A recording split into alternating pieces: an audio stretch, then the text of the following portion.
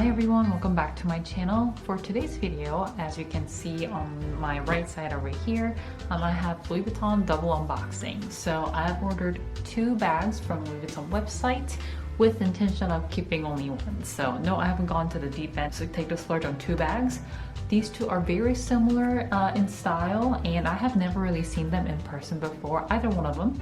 So I wanted to give both of them a try at home. With a newborn at home, it's really hard for me to go into town to go to the boutique and try these 2 bags out. So I wanted to try them at home and decide which one I want to keep.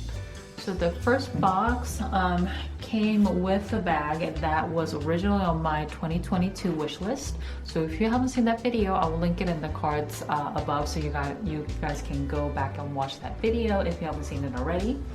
So in the magnetic box came with a flap dust bag. It did come with a ribbon, and it also came with a gift tag along with the receipt and care instructions and things like that in an envelope. So in this box came this bag. This is the Louis Vuitton Neonoe in the monogram canvas with a black leather trim. This is the bag that was on my wish list to begin with, and the next bag I will show you guys. Once you guys see it, you will understand why I said it's similar in style. So I will unbox the next one. So the next bag came in this box as well. The box is a little bit bigger than the box that had the Neonoe. And in this box, of course, the box came with a ribbon, and it actually came with the holiday gift tag here. So you'll see it has the gold foil on it, so it looks a little bit different than the normal gift tags. And the bag actually came in this dust bag, so it has a drawstring on top, which I haven't seen before. All the Louis Vuitton bags I've ever gotten, they actually came in the flap dust bag, like the one that I showed you guys for the Neonoe. So in this box came this bag. This is the Louis Vuitton Petit Noe with a monogram canvas. So I don't know what has come over me, but I've seen some YouTubers and social media influencers carrying the Petit Noe. And for those of you who have been following my channel, will know that I did have the Louis Vuitton Noe before in the vintage style. And while that bag didn't work out for me, I really wanted to get a similar style bag, but a bag that's shorter than the Noe, which exactly is the Petit Noe. So I've purchased this bag along with the Louis Vuitton Neonoe. So I'm going to move the box so I can kind of hold both bags together to show you guys in comparison.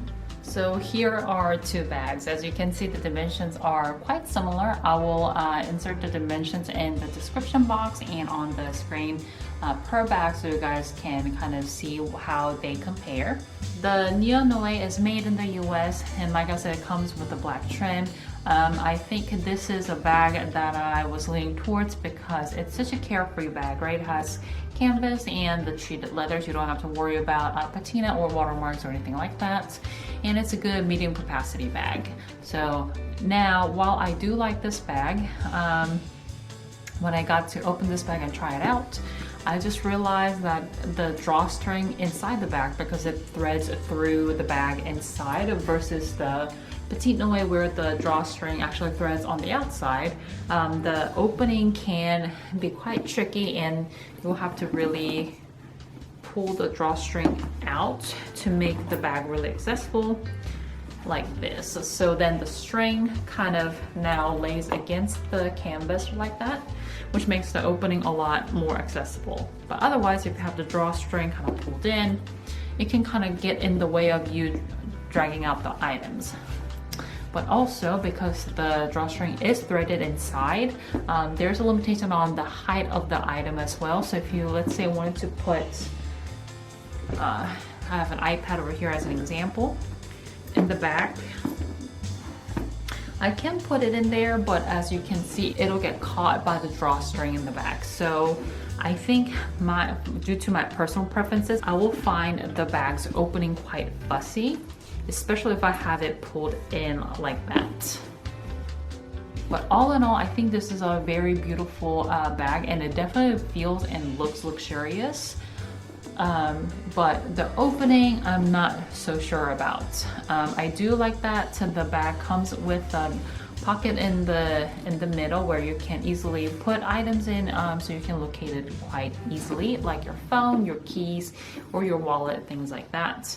I do think the leather also feels quite soft and comfortable on your shoulder, but because this is a medium-sized bag and I will probably end up putting quite a bit of stuff in here, I do wish the shoulder strap was a little bit thicker, which would make it a lot more comfortable on your shoulder, especially if you're going to carry a bit of stuff with you. So compared to the Neonoe, let me share with you guys why I'm so drawn to the Petit Noe. So first things first, this is a very, very classic shape. It's been around for a lot longer than the Neonoe has been. I also think I am very drawn to Vachetta right now. I don't have many bags that has a lot of untreated leather in my collection. My Neverfull has some Vachetta, but compared to this, it really doesn't have a lot. And I've been looking for a bag I think that I want to age along with, and I think this really checks that box. And I just really like how the drawstring, you can tie it kind of loosely. It makes it kind of like a really easily accessible bag. And as I mentioned, because the drawstring is threaded on the outside of the bag instead of on the inside, like the Neonoe is, makes the items a lot more accessible than in the Neonoe. I also think the shoulder strap is a lot more comfortable. As you can see, it's a lot thicker in terms of width. And the thickness too. As you can see, this has several layers of Vachetta stitched together, which makes it very comfortable. And this has happened to some people. So the Neonoe on the top, it has some glazing, and in the bottom too. So what has happened to some YouTubers, I will link her video. I think it's a video by fabulous Irene. She makes really great videos, by the way, if you haven't checked her out. There's glazing on the top and there's glazing on the bottom. What people have said is that because there's no leather kind of surrounding around the glazing cracks over time. It has split on some people too. And from what Irene has said, if the glazing has issues on top, that's considered defective. But if you have glazing issues on the bottom, that's not considered to be defective, and it's normal wear and tear, which I highly disagree. So that has kind of put me off about why Louis Vuitton will consider a certain glazing issue actual defect versus certain other glazing issue not so much.